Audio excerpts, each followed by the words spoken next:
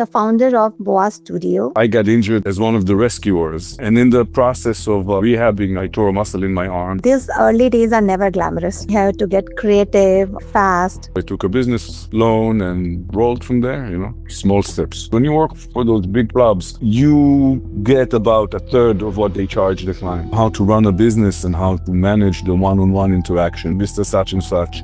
We come here to die slower. How we live our life, it's completely dependent on us if we are physically fit. It's not to go to the gym a couple times a week and work to exhaustion. Moderate intensity, a little bit every day. So I can see that at Boaz Studio, there is a clear emphasis on the physical fitness. Younger kids, they can do whatever they want. Work out every day, play soccer, climb trees, swim, jump. Balance is the key. Balance is important. Balance is an important component of what we do. Boredom is the number one enemy. Many times I was able to convert them into serious clients. I fell in love with the idea of engaging with fitness through understanding how the human body works and having more specific applications. Today I am excited. We are joined by Boaz, the founder of Boaz Studio, a space that blends movement, wellness, creativity, and intentional living in a way that's feel very human. I'm so glad you are here. Thanks for joining us. Thank you for having me. Your journey and the origin story. So let's start at the beginning. What originally pulled you into this fitness world, and what was the personal moment or experience that nudged you in this direction? Always drawn to fitness. As a young boy, I was drawn into martial arts by a few family members. I was influenced by everything that was available for a young martial artist as far as entertainment, like Bruce Lee movies and stuff like that. I was in the army for 3 years. I had a role as a martial arts instructor and a fitness coach. And then as a civilian, I really didn't brush with it much. Always had a gym membership, but I wasn't really in the fitness profession per se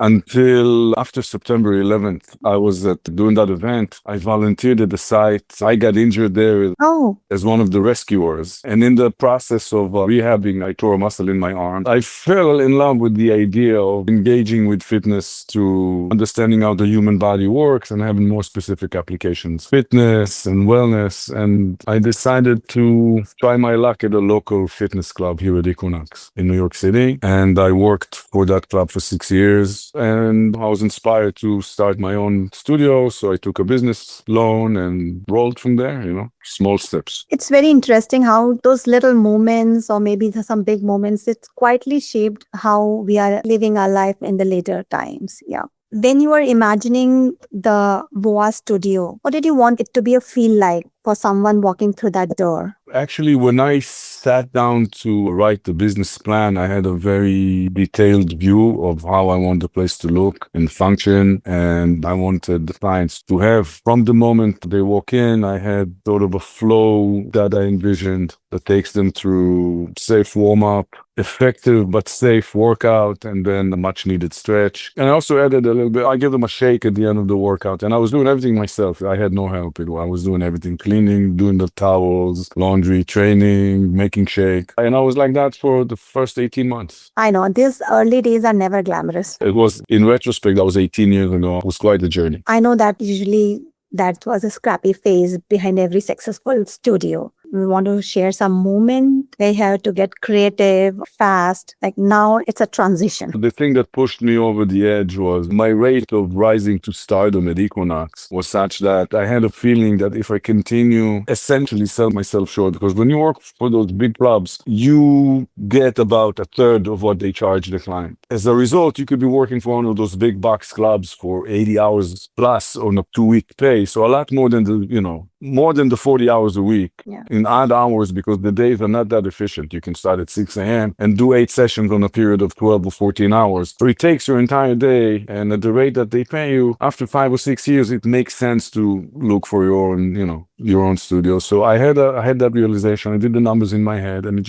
everything clicked. And that was a moment that pushed me forward. I said, hey, you're giving too much of your time for too little pay. Of course, it took a long time, but eventually you decided and you took a first step. It did take 6 years, but just to be fair, the 6 years I had at the Equinox, which I find to be one of the better clubs in the city, gave me a lot of practical knowledge as far as obviously how to the mechanics of training and also how to run a business and how to manage the one-on-one interaction with people who are, financially in the position to demand more out of the hour that they give you. Good insight from your journey. So now we are leaping into your philosophy and the vision and the wellness. So wellness means different things to different people. How do you personally define wellness today? There's a joke going at my gym. Sometimes a client will come in from a different environment where the training regimen was more aggressive and they had a trainer that pushed them a little harder. And because of my age, I'm 57 now, the clientele I draw and those who followed me in the past 20 odd years aged with me. So the joke I have going on with them, the reply I have in those situations is, Mr. Such and Such,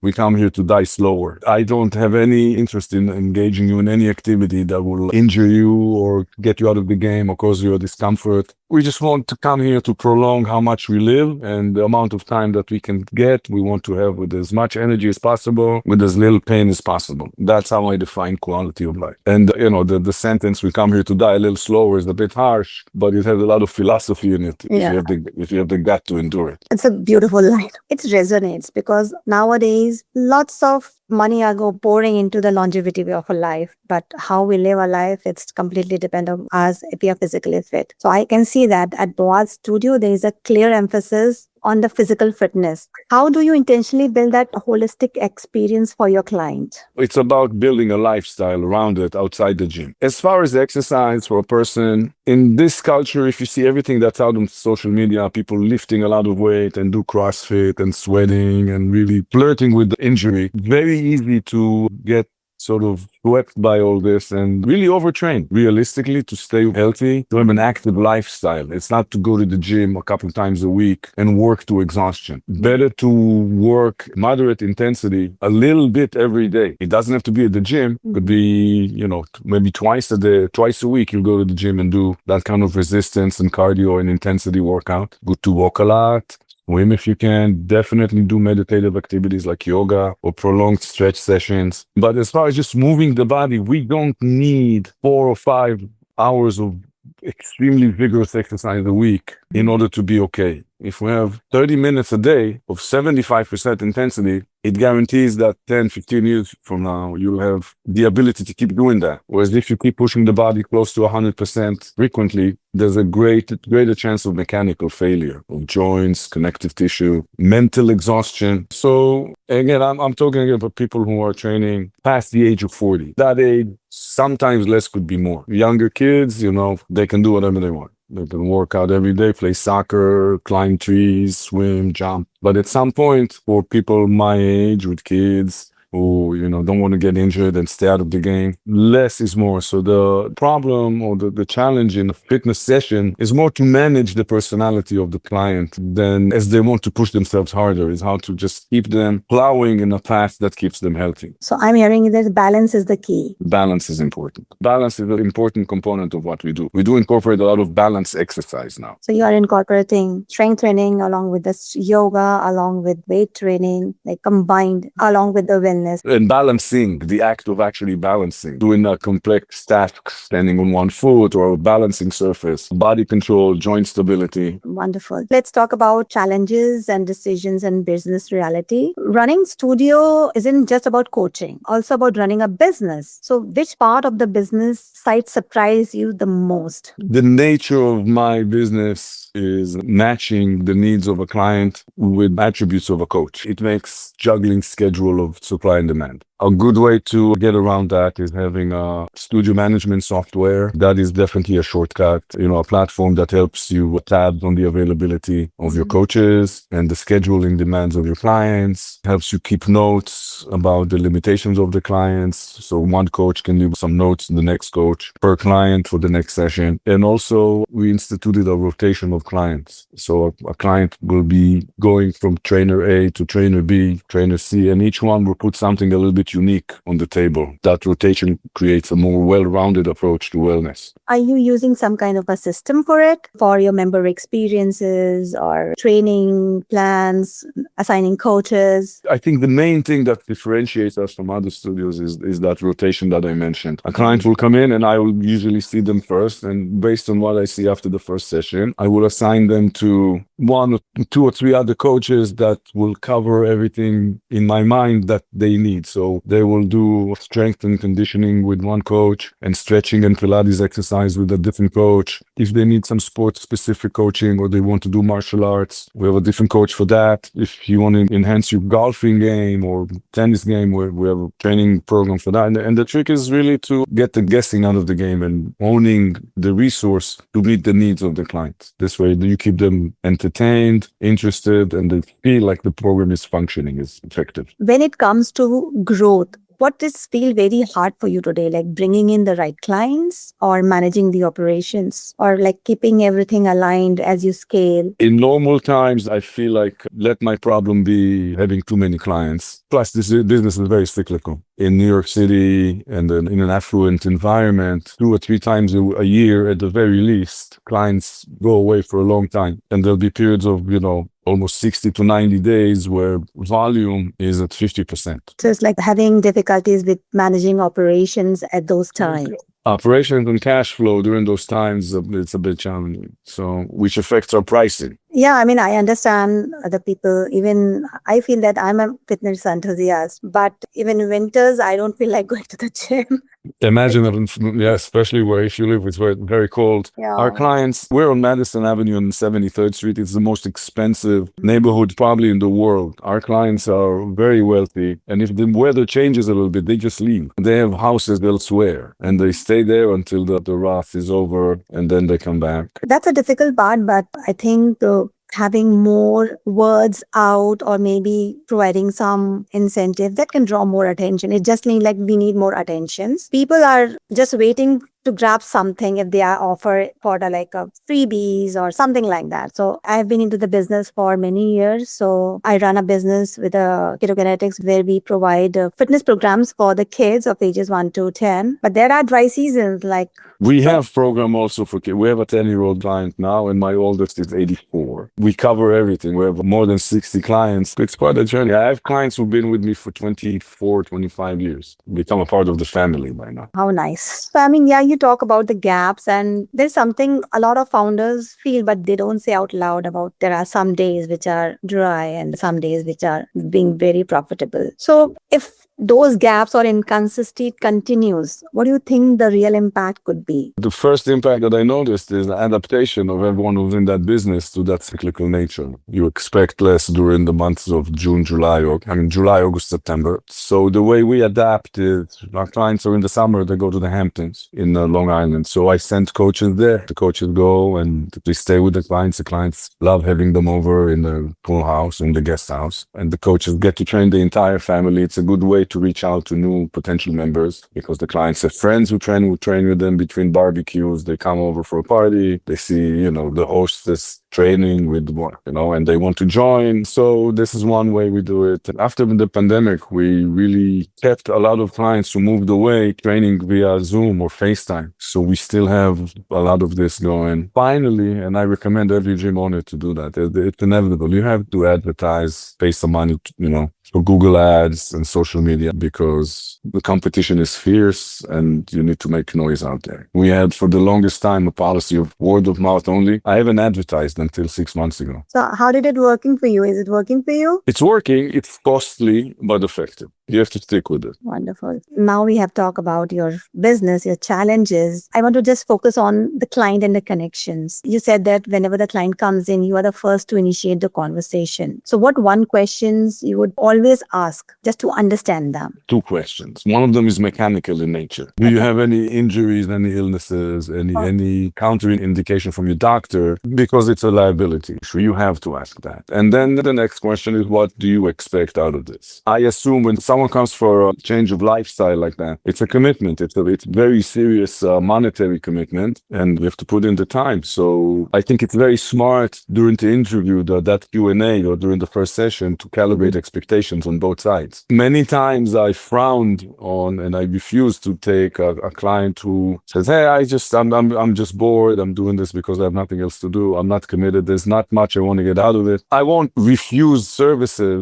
but I won't try as hard to see what makes them tick.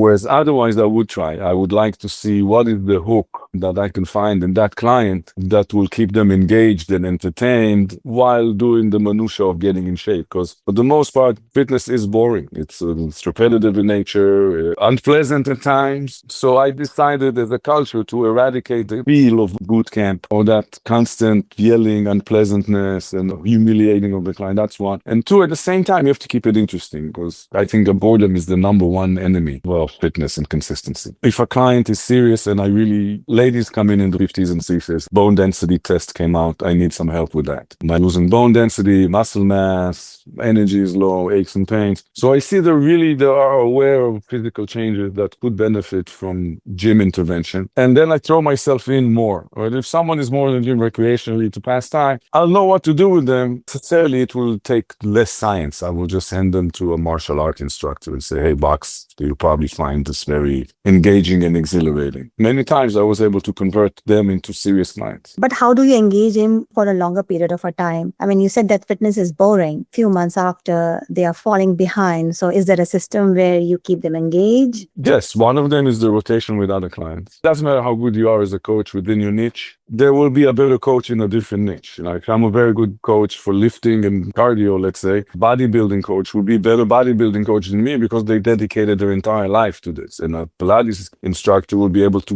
give a more well-rounded Pilates session, and different personalities. So if you take this roundtable approach, you keep the client going through a few vibes, not just different material, which each personality is a little different. And the second thing is, I actually work on my shtick.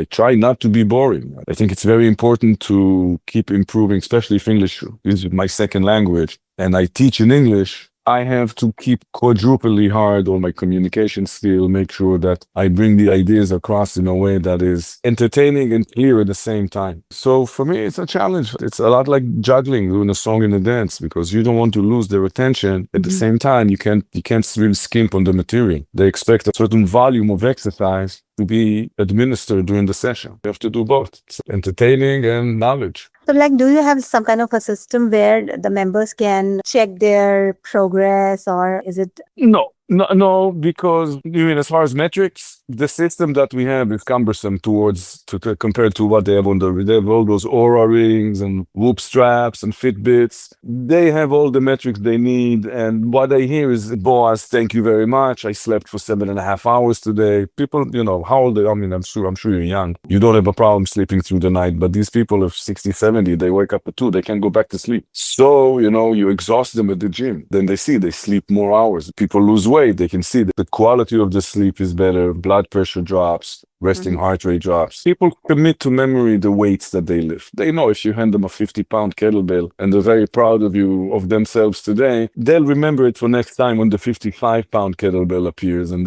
they feel ready because keep track of those things. And the electronica they wear on the wrists and the fingers give them the rest of the metrics. So for that reason, we gave up on recording how much deadlift you did last time. They really don't care. If you could go back and give yourself advice, what would you say? I would tell myself not to be anxious every time the business drops a little bit, because it always comes back. There's a moment, when I go on, there's a summer vacation, people go away, technically from the middle of July, and they're supposed to be back end of August, beginning of September. If not all of them are back by the first week of September, I start to take it personally every year, and it's 25 years. They're not coming back, they forgot about the gym, they found another gym, and every year they prove me wrong. Every single last one of them comes back. That price I would like to stop paying. If I could tell myself. Second thing, I probably would have invested in advertising a little bit earlier in the game. Wonderful. And looking ahead, what feels the next meaningful chapter for you? And maybe the studio, of course. We are looking into buying the building, the townhouse next door, and turn it into a members-only, one-stop wellness center for the entire family with, multiple levels, there are 5 floors. Finally be able to offer a whole plethora of services that we can't right now. A full-size yoga studio and dedicated room for Pilates and a dedicated room for martial arts. 2 floors for a gym, a floor for recovery spa, massage and sauna, etc. And the members lounge on the top floor. That's my next move. That sounds really intriguing. That will be like a complete wellness center. And also puts me in a closer relationship with our clients because some of our clients will be actual founding members and investors in that. Wonderful. Good luck with you. I mean, I hope your dream come true. This is such a thoughtful conversations, and I really appreciate how you open and share your journey. Not just the wins, but also the real decision and the challenges behind this building Boaz Studios. And thank you for joining me today, and the work you are doing in the wellness space and building a wellness center, a dream of building a wellness center. It's really been pleasure having you on the show. Thank you. Thank you, madam. Thank you for having me. Hope Yeah. to see you and hear from you soon.